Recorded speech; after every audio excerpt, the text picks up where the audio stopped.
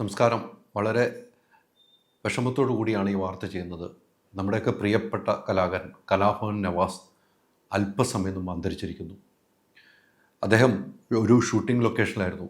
ചോറ്റാനിക്കരയിൽ പ്രകമ്പനം എന്ന സിനിമയുടെ ഷൂട്ടിംഗ് ലൊക്കേഷനിലായിരുന്നു. അവിടെ വെച്ചാണ് അദ്ദേഹം 7 ദിവസമായിട്ട് ആ സിനിമയുടെ ഷൂട്ടിങ്ങിലായിരുന്നു എന്നാണ് എനിക്ക് കിട്ടുന്ന വിവരം. ഇന്ന് അദ്ദേഹം 6 മണിക്ക് ശേഷം ഷൂട്ടിംഗ് കഴിയുന്നു. ഇനി 3 ദിവസത്തേക്ക് അദ്ദേഹം ഷൂട്ടിംഗ് ഇല്ല. അപ്പം അവിടെയുള്ള പ്രൊഡക്ഷൻ കൺട്രോളടുത്ത് പറഞ്ഞു, ഞാനിന്ന് വീട്ടിലേക്ക് പോകാം, വീട്ടിൽ പോയി, ആലുവയിലാണല്ലോ വീട്, വീട്ടിൽ പോയി താമസിക്കാം, അടുത്ത് 3 ദിവസം കഴിഞ്ഞ് വരാമെന്ന് പറഞ്ഞു. ഇദ്ദേഹവും അസീസ് നെടുമങ്ങാടും കൂടെ പോകുന്നു. അസീസ് നെടുമങ്ങാടിനും ഷൂട്ടിംഗ് അടുത്ത ദിവസം ഉള്ളൂ. അപ്പോൾ അദ്ദേഹവും ഫ്ലാറ്റിൽ പോകും. അപ്പോൾ ഇവരുടെ ഫുഡും അവിടെ റൂമിൽ വെച്ചിട്ടുണ്ടായിരുന്നെന്നാണ് എനിക്ക് കിട്ടുന്ന വിവരം. അങ്ങനെ അദ്ദേഹം അവിടെ പോകുന്നു. അപ്പം ഓട്ടോമാറ്റിക്കായിട്ട് പ്രൊഡക്ഷൻ കൺട്രോൾ വിളിച്ച് റൂമിൽ പറയുന്നു, ഇവർ പോവുകയാണ്, അപ്പോൾ റൂം വെക്കേറ്റായിരിക്കും എന്ന് പറയുന്നു. ഇവർ റൂമിൽ നിന്നും പോകുന്ന നവാസ് റൂമിൽ നിന്നും ഇറങ്ങാതെ വന്ന സാഹചര്യത്തിൽ എൻ്റെ ഓണർ വാതിൽ തുറന്ന് നോക്കിയപ്പോൾ നവാസ് താഴെ വീണ് കിടക്കുന്നതായിട്ട് കണ്ടുവെന്നാണ് എനിക്ക് കിട്ടുന്ന വിവരം. ഉടൻ തന്നെ ഈ പ്രൊഡക്ഷൻ കൺട്രോളെ വിളിച്ച് പറയുകയും ആ പ്രൊഡക്ഷൻ കൺട്രോൾ ഉടൻ തന്നെ അവിടെ എത്തുകയും ചെയ്തപ്പോൾ ഇദ്ദേഹം കവന്ന് വീണ് കിടക്കുന്നു. ലുങ്കിയൊക്കെ ഉടുത്തിയാണ് അദ്ദേഹം കുളിക്കാനുള്ളൊരു ഇതിലായിരുന്നു എന്നാണ് ഇപ്പോൾ എനിക്ക് അവിടെ നിന്ന് കിട്ടുന്ന വിവരം. അങ്ങനെ അവിടെ നിന്ന് ഉടൻ തന്നെ ആംബുലൻസ് ഇത് ആശുപത്രി വൃന്ദാവൻ ഹോട്ടൽ വെച്ചാണ്. അവിടെ നിന്ന് ഉടനെ ആശുപത്രിക്ക് കൊണ്ടുപോയപ്പോൾ മരിച്ചു എന്നൊരു വിവരം. അറ്റാക്കായിരുന്നു എന്നാണ് ഇപ്പോൾ പറയപ്പെടുന്നത്. എന്തായാലും നവാസിനെ സംബന്ധിച്ചിടത്തോളം നമുക്കറിയാം, അദ്ദേഹം ആരോടും സൗമ്യമായി പെരുമാറുന്ന ഒരു വ്യക്തിയാണ്. ഞാൻ അവസാനമായി അദ്ദേഹത്തെ ഇൻ്റർവ്യൂ ചെയ്തത് അദ്ദേഹവും ഭാര്യയും അഭിനയിച്ച ഇഴ എന്ന സിനിമയ്ക്കായിരുന്നു. ആ സിനിമയ്ക്ക് എൻ്റെ അടുത്ത് വന്ന് രസകരമായ ഇൻ്റർവ്യൂ, അദ്ദേഹം കുടുംബത്തെക്കുറിച്ചും മക്കളെക്കുറിച്ചും ഒക്കെ പറയുന്ന ഒരു ഇൻ്റർവ്യൂ ആണ് ഞാൻ എടുത്തത്. 16ാമത് JC ഡാനിയൽ ചലച്ചിത്ര പുരസ്കാരം മികച്ച 2ാമത്തെ നടിക്ക് രഹനയ്ക്ക് അതിനകത്ത് ലഭിക്കുകയും ചെയ്തു. വലിയ സന്തോഷകരമായ ഒരു കുടുംബമായിരുന്നു. എന്തായാലും കലാഭവൻ നവാസിൻ്റെ ഭാര്യ രഹനയാണ് ഈ ചിത്രത്തിൽ അഭിനയിക്കുകയും ചെയ്തത്.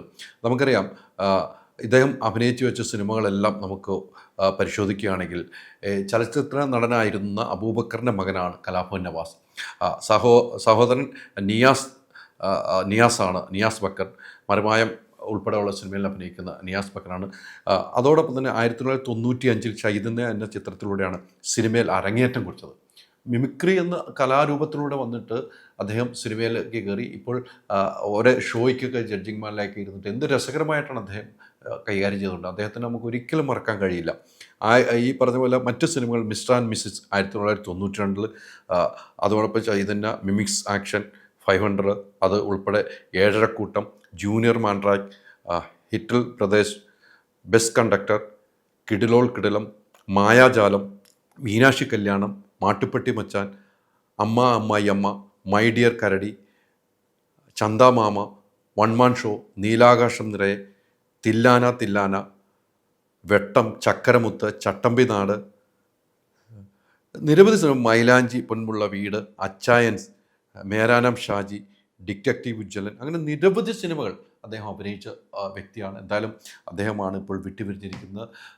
ഞാൻ ഈയിടയ്ക്കും കൂടെ അദ്ദേഹമായിട്ട് കാണാൻ എനിക്ക് കഴിഞ്ഞിരുന്നു, അദ്ദേഹമായിട്ട് സംസാരിച്ചിരുന്നു. അപ്പോൾ അദ്ദേഹത്തിനോട് സംസാരിച്ചാൽ അദ്ദേഹത്തിനോട് സംസാരിച്ചിരുന്നാൽ സമയം പോകുന്നില്ല. അത്ര രസകരമായ രീതിയിൽ കാര്യങ്ങൾ സംസാരിക്കും. എവിടെയും ഒരു അച്ചടക്ക ചിട്ടയോടുകൂടി സംസാരിക്കുന്നൊരു വ്യക്തിയാണ്.